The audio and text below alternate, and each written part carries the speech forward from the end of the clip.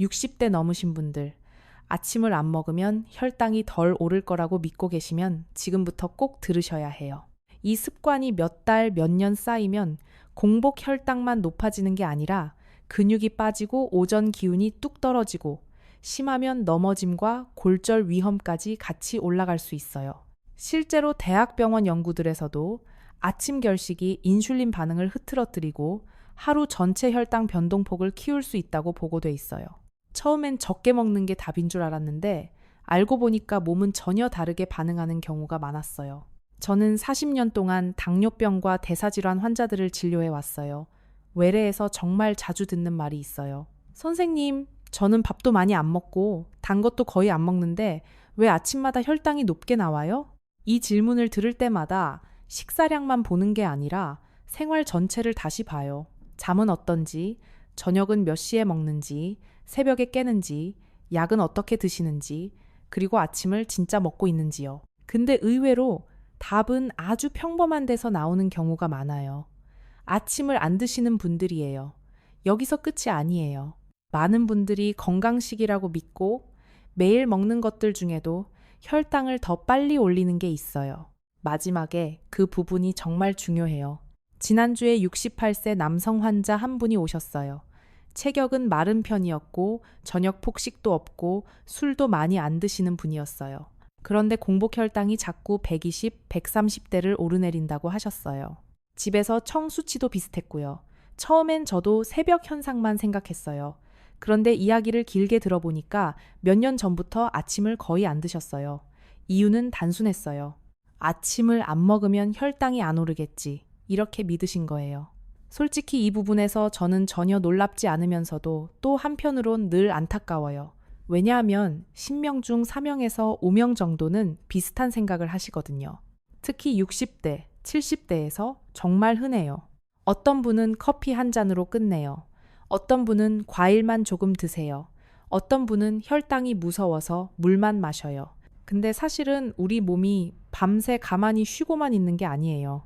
새벽이 되면 몸은 하루를 시작할 준비를 해요. 간에 저장해둔 포도당을 조금씩 혈액으로 내보내고 스트레스 호르몬도 올라가고 몸을 깨우는 신호들이 작동해요. 이게 바로 많은 분들이 말하는 새벽 현상과 맞물리는 부분이에요. 문제는 여기서 아침을 계속 걸으면 몸이 아직 에너지가 안 들어왔네 하고 판단하기 쉬워진다는 거예요. 그러니까 간은 포도당을 더 내보내고 근육과 세포는 그걸 충분히 잘 쓰지 못하고 결국엔 공복 혈당이 애매하게 높게 남는 경우가 생겨요. 짧게 말하면 이거예요. 안 먹어서 더 오를 수 있어요. 실제로 해외 여러 관찰 연구에서는 아침을 규칙적으로 먹는 사람들보다 자주 거르는 사람들에서 당화 혈색소가 더 높거나 체중과 혈당 조절이 더 불안정한 경향이 보고됐어요. 물론 모든 사람이 똑같지는 않아요.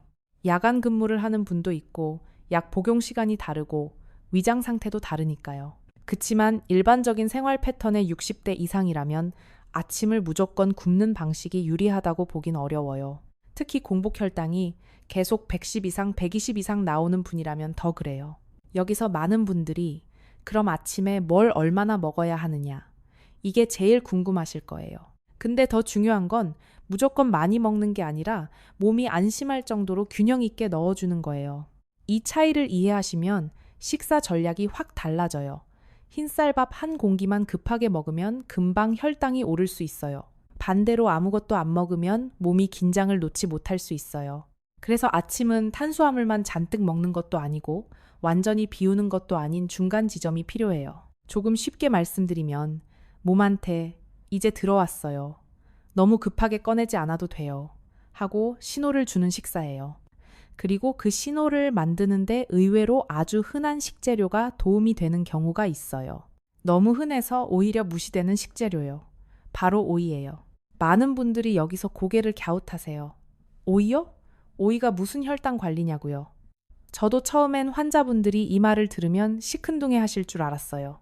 비싼 수입 식품이나 유명한 건강식품 이름이 나와야 믿는 경우가 많으니까요.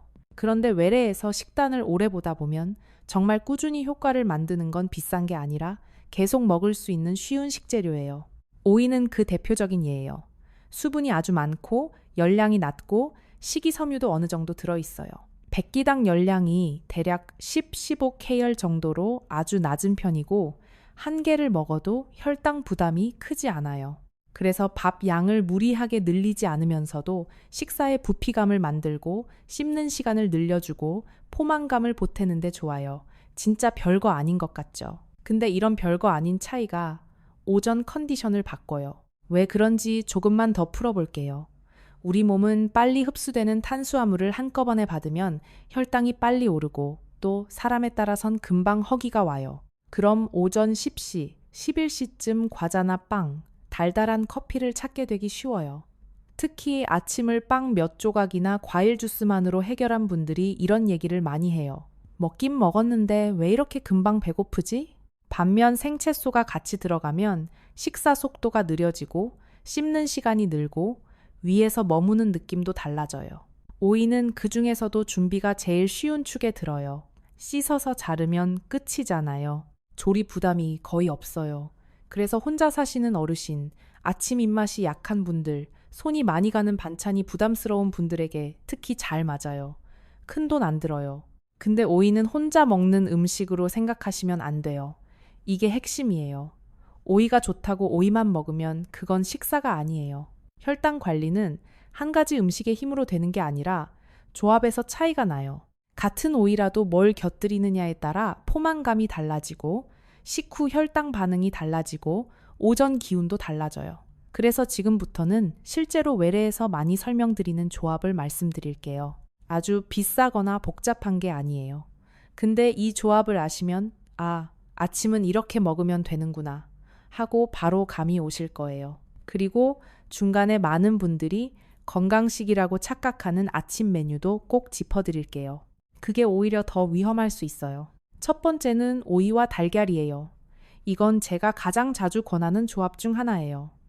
이유는 간단해요. 달걀은 단백질을 공급하고 오이는 수분과 씹는 질감을 보태줘요.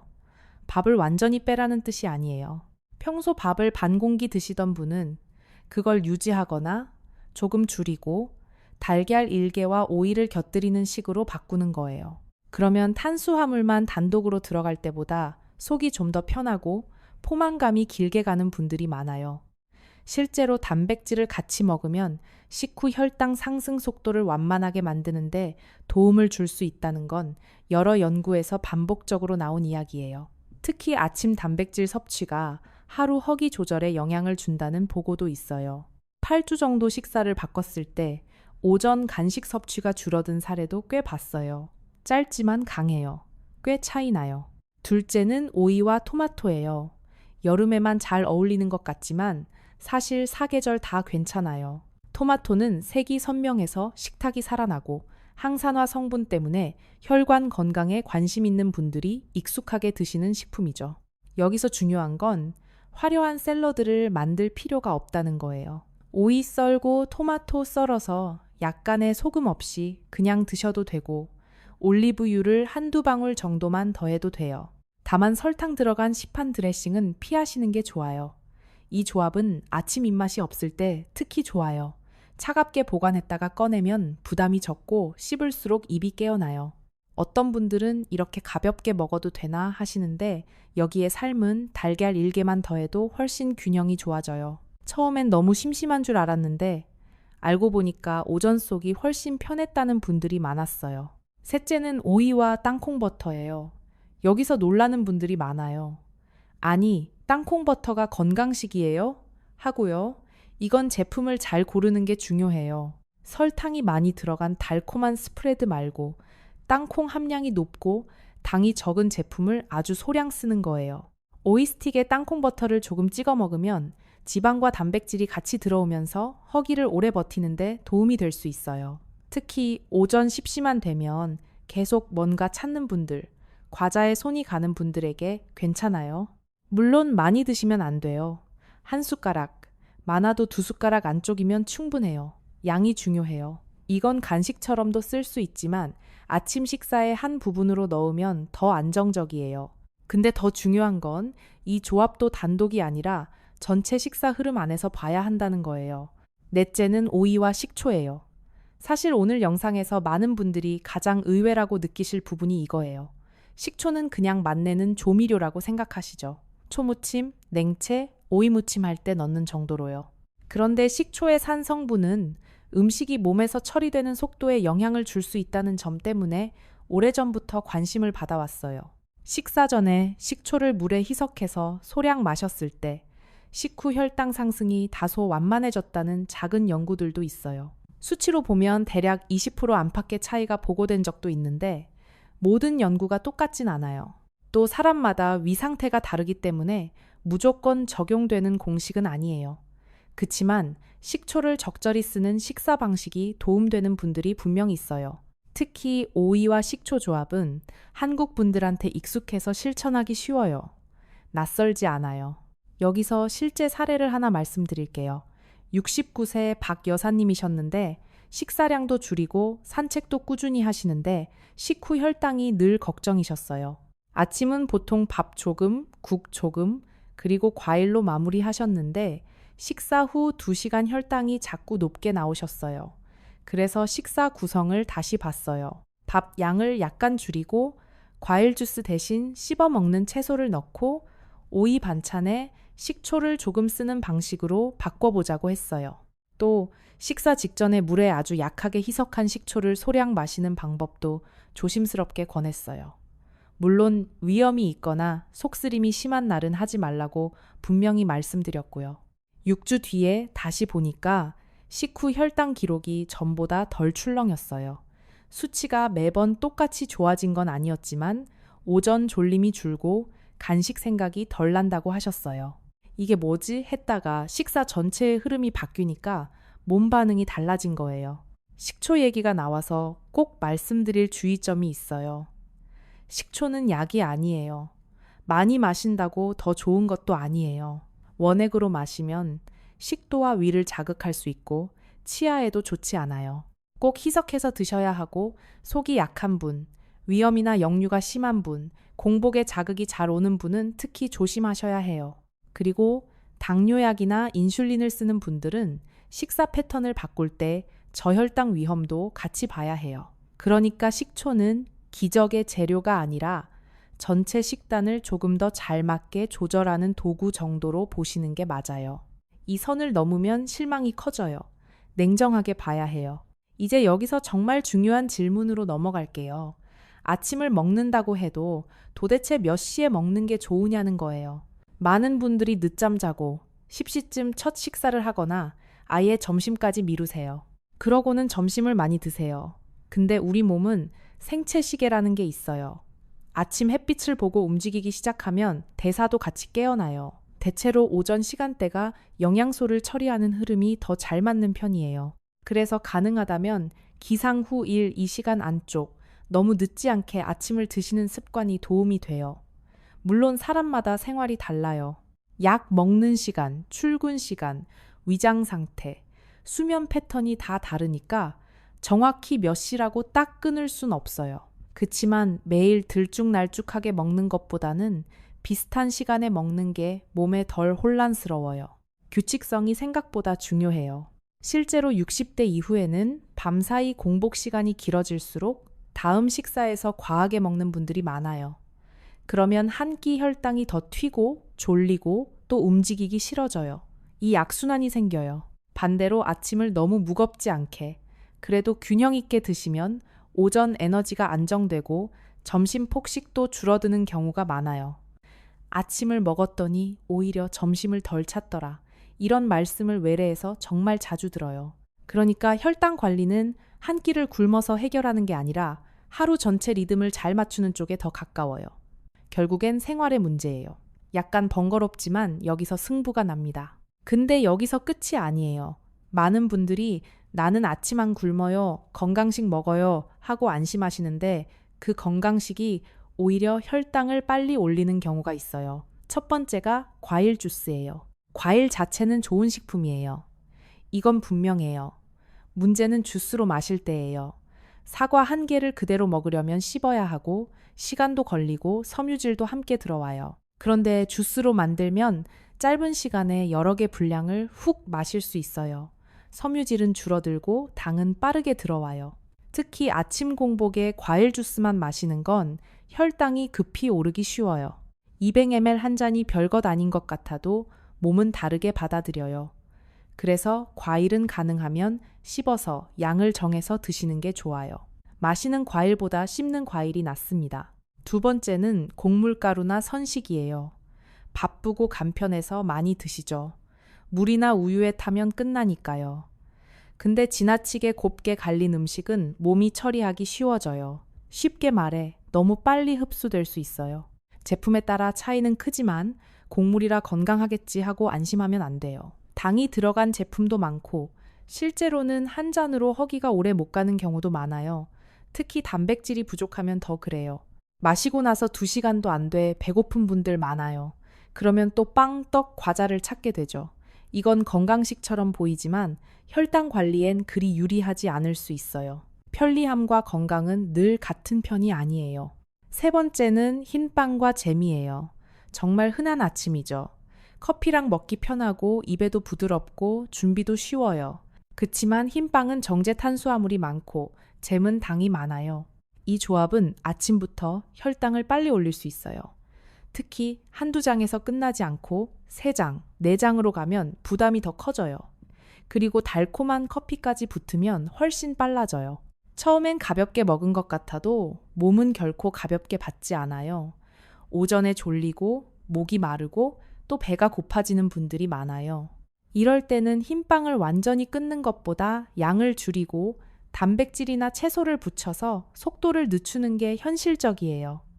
무조건 금지보다 바꿔 먹는 게 오래 가요. 네 번째는 과일만 먹는 아침이에요. 특히 바나나 하나, 사과 하나로 끝내는 분들이 있어요. 과일이 나쁜 건 아니지만 그것만으로 아침을 끝내면 단백질과 지방이 부족해서 금방 허기질 수 있어요.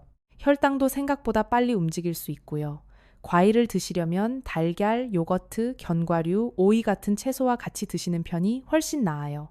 조합이 중요해요. 하나만 먹고 버티는 방식은 오래 못 가요. 그리고 한 가지 더, 요거트도 달달한 가공 요거트는 당이 꽤 많을 수 있으니 성분표를 꼭 보셔야 해요. 건강한 이미지에 속기 쉬워요. 의외로 여기서 실수 많이 하세요. 그러면 식습관이 좋은 방향으로 바뀌고 있다는 신호는 뭘까요? 첫째, 아침 먹고 나서 졸림이 줄어요. 예전엔 밥 먹고 꾸벅꾸벅 졸았는데 식후 머리가 조금 더 맑아졌다면 좋은 신호예요. 둘째, 오전 간식 생각이 줄어요.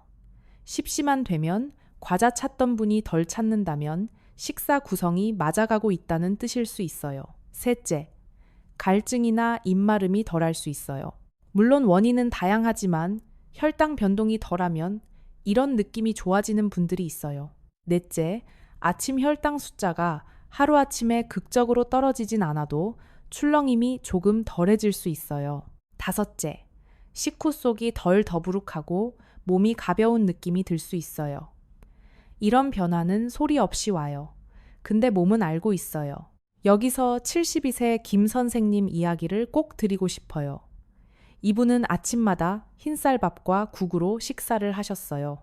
식사 직후엔 든든한데 오전이 되면 기운이 떨어지고 자꾸 졸렸어요. 공복 혈당도 늘 마음에 걸렸고요. 그래서 저는 아주 큰 변화 말고 작은 것부터 바꿔보자고 했어요. 밥량을 조금만 줄이고 오이와 삶은 달걀, 토마토를 같이 드시게 했어요. 처음엔 이렇게 먹고 배가 차겠냐고 하셨어요. 그런데 3주 뒤에 오셔서 하신 말씀이 인상적이었어요. 오전 허기가 덜하고 식후 몸이 덜 무겁고 점심때 폭식하는 일이 줄었다는 거예요. 물론 혈당이 하루 만에 기적처럼 좋아진 건 아니에요. 근데 흐름이 바뀌었어요. 이게 중요해요. 당뇨 관리는 기적보다 흐름이에요. 또 한 분은 74세 여성분이셨는데 아침을 늘 건너뛰고 커피만 드셨어요. 본인은 살도 안 찌고 편하다고 생각하셨어요. 근데 막상 보면 공복 혈당이 125 전후로 자주 나오고 오전에 손이 떨리고 점심 전에 너무 허기져서 밥을 급하게 드셨어요. 그래서 아침에 오이 몇 조각, 삶은 달걀 1개, 그리고 너무 달지 않은 두유 반 컵 정도로 시작해 보시라고 했어요. 거창하지 않죠. 그런데 4주 뒤에 오셔서 아침에 손 떨리는 게 줄고 점심을 덜 허겁지겁 먹게 됐다고 하셨어요. 처음엔 커피만 마시는 게 가벼운 줄 알았는데 알고 보니까 그게 몸을 더 불안하게 만들고 있었던 거예요. 이런 분들 정말 많아요. 흔해서 놓치는 거예요. 이쯤에서 정리를 한번 해볼게요. 공복 혈당이 높다고 아침을 굶는 건 생각보다 자주 역효과를 냅니다. 아침은 몸을 안심시키는 시간이기도 해요.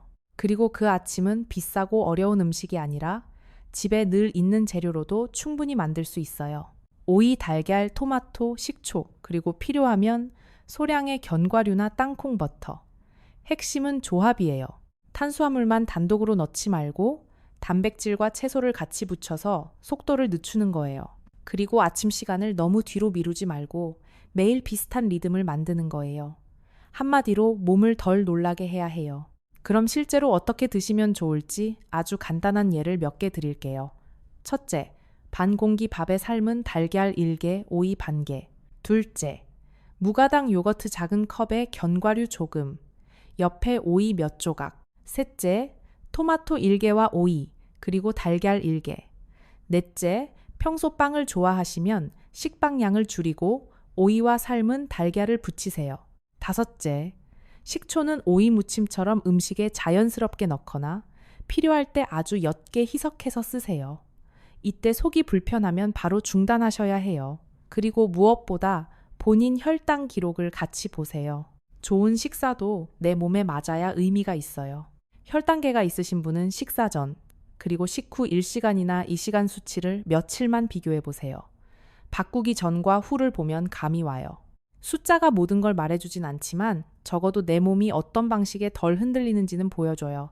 보통 2주에서 4주만 해봐도 허기, 졸림, 갈증 같은 체감이 먼저 달라지는 분들이 있어요. 반면 숫자는 천천히 따라오는 경우도 많아요. 그래서 너무 조급해하지 않으셔야 해요. 빨리 고치려는 마음이 오히려 무리수를 만들어요. 꾸준함이 이겨요. 마지막으로 꼭 드리고 싶은 말이 있어요. 혈당 관리는 무조건 적게 먹기가 아니에요. 특히 60대 이후에는 근육을 지키는 게 정말 중요해요.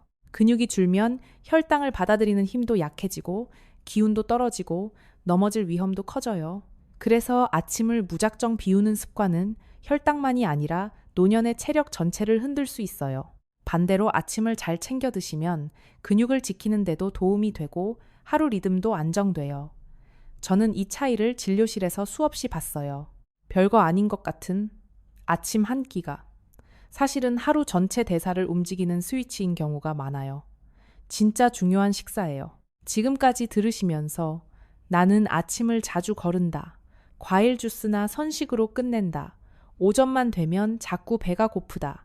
이런 생각이 드셨다면 그건 몸이 보내는 작은 신호일 수 있어요. 너무 어렵게 시작하지 마세요. 내일 아침 오이 한 접시와 달걀 하나부터 바꿔보셔도 돼요. 작은 변화가 쌓이면 숫자도 몸의 느낌도 달라질 수 있어요. 이 내용이 도움되셨다면 영상 저장해 두시고 가족분들, 특히 아침 거르는 부모님과 꼭 함께 보세요. 댓글에는 평소 아침에 밥을 드시는지, 빵을 드시는지, 아니면 자주 거르시는지 남겨주세요.